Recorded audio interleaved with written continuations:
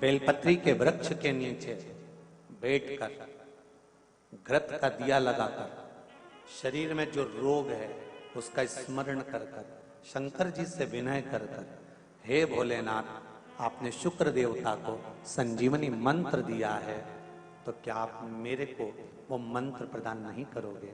मेरे रोग, मेरी बीमारी, मेरे दुख को आप नहीं हरोगे?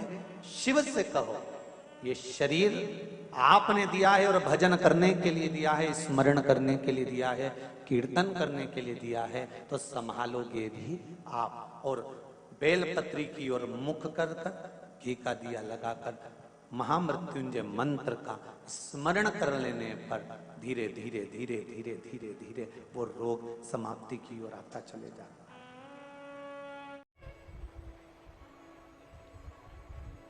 नेत्र खोलकर,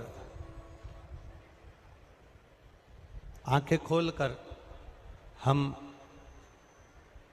दूसरे की बुराइयां तो देख लेते हैं, पर शिव महापुराण की कथा कहती है कि हम नेत्र बंद कर कर, आंखें बंद कर कर अपने भीतर जो बुराइयां छुपी होती हैं उसको भी निकालने का प्रयास करें, जिससे ये बुराई निकलेगी तो अच्छाई हमारे भीतर प्रवेश करेगी। जन्म ले लेना एक अलग विषय है कि हम आ गए, जन्म ले लिया मृत्यु लोक में। ऐसा नहीं है कि आप 84 लाख योनियां काटने के बाद वापिस मानव के शरीर में आ सकते हो।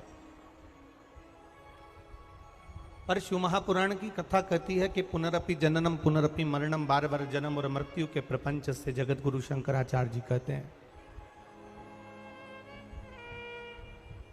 इस जन्म और मृत्यु के प्रपंच से कब तक बाहर ना आएंगे। एसी के कमरे में कितना भी बैठे रहो, पर कोई काम से तो तुमको एसी का कमरा छोड़ना पड़ेगा।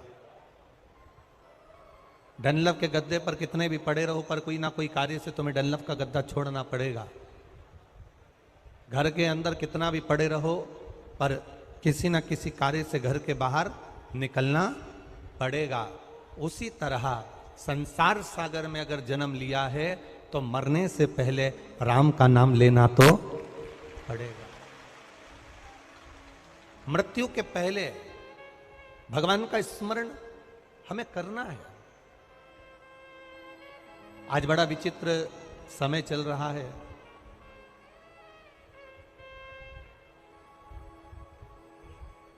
एलईडियां नहीं चल रही हैं क्या?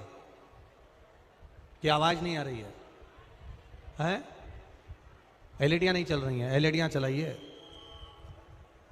सब जगह की एलईडियां चालू कर दीजिए आप।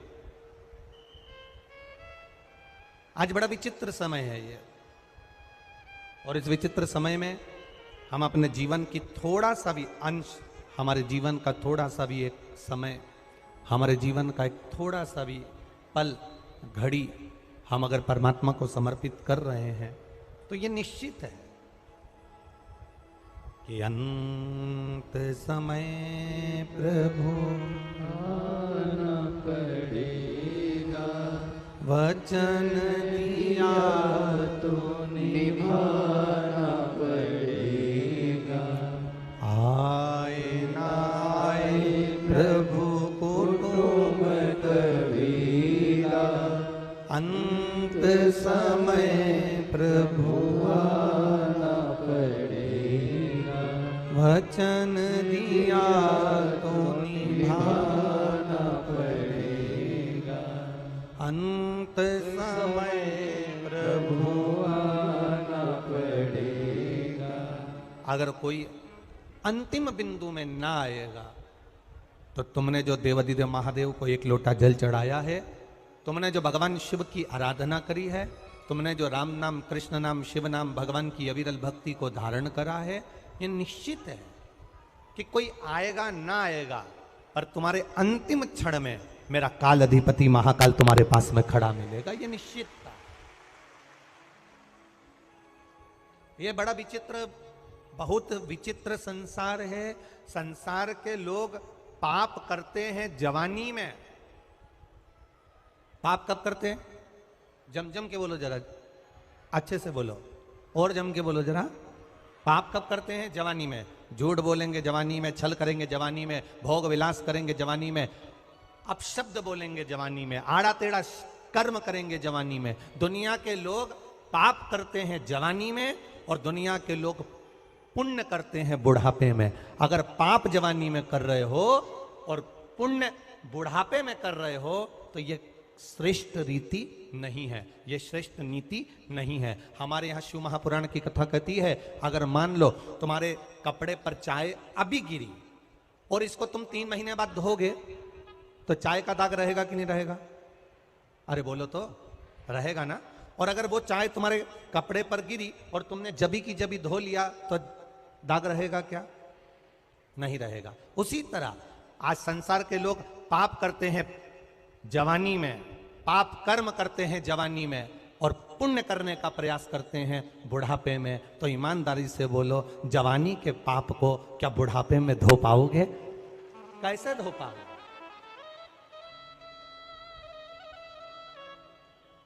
गलत काम अभी कर रहे हो, छल अभी कर रहे हो, बेईमानी अभी कर रहे हो, कपट अभी कर रहे हो।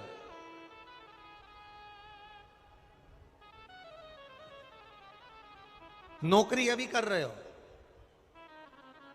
और बाद में तुम सोचो कि मेरा जो बुढ़ापा आएगा तो मैं पुण्य कमा लूंगा, मेरे बुढ़ापे में मैं अच्छा काम कर लूंगा, मेरे बुढ़ापे में मैं सत्कर्म कर लूंगा, मेरे बुढ़ापे में मैं कोई अच्छा काम कर लूंगा। तो ये अलग विषय है, ये हो नहीं सकता।